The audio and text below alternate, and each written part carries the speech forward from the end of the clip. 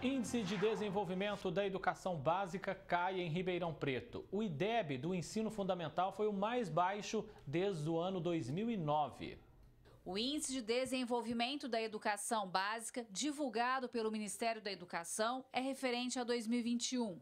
Em Ribeirão, do 1º ao 5º ano do ensino fundamental, o IDEB caiu de 6 para 5,4, o mais baixo indicador desde 2009.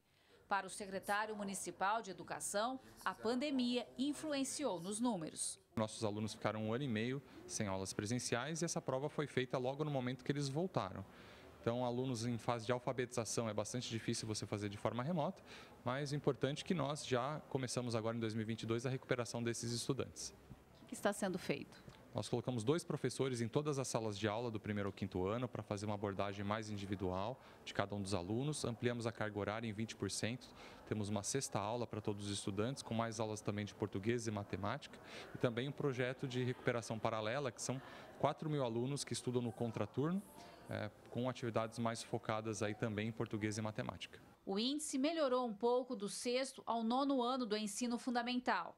De 4,8 subiu para 5,4, mas a aprovação automática dos alunos em 2020 e 2021 tem grande influência nos dados. A aprovação automática distorce esse número, embora tenha havido um aumento da nota de língua portuguesa e matemática tenha ficado estável, o fluxo escolar, que é essa aprovação automática, distorce um pouquinho. Mas é importante também acompanhar esse número, acompanhar com avaliações periódicas, outras redes também estão fazendo isso e a orientação inclusive do MEC, é que esse número do IDEB, esse índice do IDEB, seja avaliado com bastante parcimônia. O IDEB é analisado a cada 2 anos. O índice considera as taxas de aprovação dos estudantes e também as notas em português e matemática. É um indicador nacional que monitora a educação no país. As escolas elas fecharam durante a pandemia e esses 2 anos, praticamente 2 anos, fizeram muita diferença, porque o Brasil já vinha tendo dificuldades,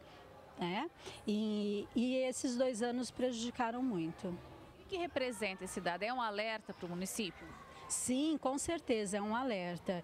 Eu vejo que as autoridades, os responsáveis pela educação, estão sim traçando novas estratégias, uma metodologia diferente para que possa suprir isso, mas nós também precisamos ter um olhar nos conteúdos. Quanto aos conteúdos, não basta simplesmente ter a criança na escola, aumentar a carga horária, professores, não. Tem que ver o conteúdo que é passado. Isso, na minha opinião, é o mais importante. A segurança nas escolas também conta no desempenho dos alunos. E em Ribeirão, teve protesto recente de professores e pais para cobrar melhores condições. A mobilização aconteceu na EMF Jaime Monteiro de Barros, no Jardim Aeroporto. Eles denunciaram casos de violência e até mesmo consumo e venda de drogas dentro da unidade. Ali nos parece que é um problema que vem de fora para dentro, um problema que deve envolver um trabalho junto às famílias, dentro da escola, também com os estudantes, uma avaliação multidisciplinar. Precisamos de mais gente, não só da educação, gente, inclusive, talvez da segurança pública, para acompanhar o entorno.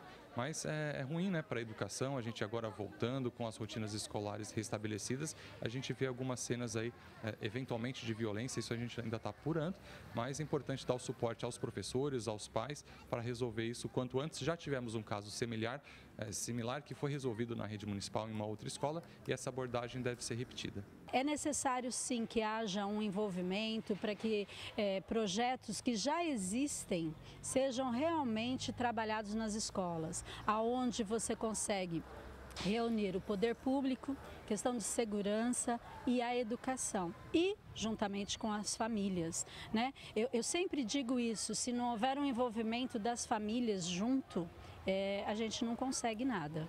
Gislene Lopes para o Jornal da Clube.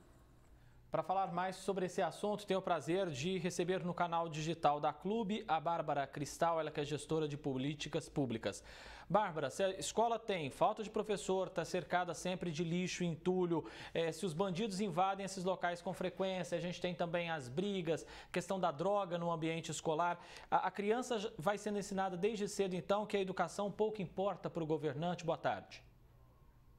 Boa tarde a todos. Eu acho, gente, que chega a ser até muito pior do que isso, tá? Porque o que acaba acontecendo é que a criança não se sente parte de um ambiente de cidadania governamental. Ela se sente excluída de uma ação governamental. Então, é óbvio que a responsabilização do zoneamento, da limpeza urbana, da educação, da segurança pública é sim do município. Então, é óbvio que é importantíssimo, ainda mais hoje em dia, onde as crianças estão muito mais nas redes sociais, elas veem muito mais essa questão do que é política pública, do que é ação pública, e elas se sentem sim excluídas desse ambiente. A consequência não é só na educação, também é na vida do cidadão, né, que nós teremos no futuro.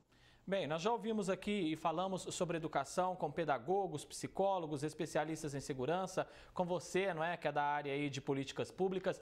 Só que a gente sabe, a solução e o pulso firme está na mão do gestor realmente. É importantíssimo que todo mundo entenda que nós temos aí os conselheiros da educação. Existe, né, em toda a secretaria, os conselhos que são analisados pelos tribunais de contas, as atas, as reuniões, se eles aprovam também a política de educação. Existem várias pessoas envolvidas, os diretores da escola, os secretários de educação. Então, existem um conjunto de pessoas que são responsáveis por esse resultado, seja ele positivo, seja ele negativo. Quando você tem uma questão de insegurança, de venda de droga, de violência na escola, qual é a obrigação de um diretor? É fazer boletim de ocorrência, é acionar o conselho tutelar, é acionar o conselho de educação. Então, existe aí algumas ações que por vezes não são utilizadas, só que a responsabilidade e função desses cargos públicos agirem dessa forma. Esses dados do IDEB do 1º ao 5º ano traz realmente um resultado bem preocupante.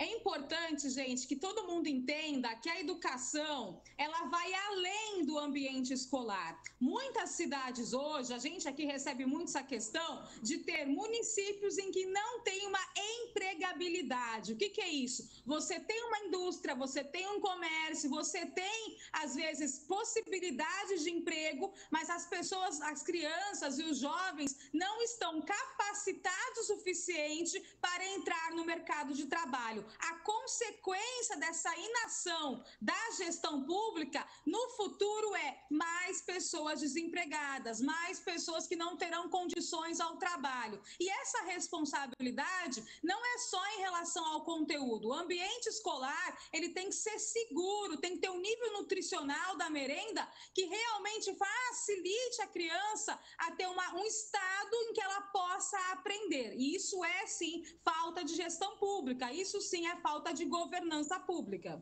Bárbara, uma outra questão rapidamente, por favor, queria te ouvir com relação a isso, é relacionado à aprovação automática dos alunos, principalmente em 2020 e 2021, por conta da pandemia. Isso também é um baita de um problema. Rapidamente, por gentileza.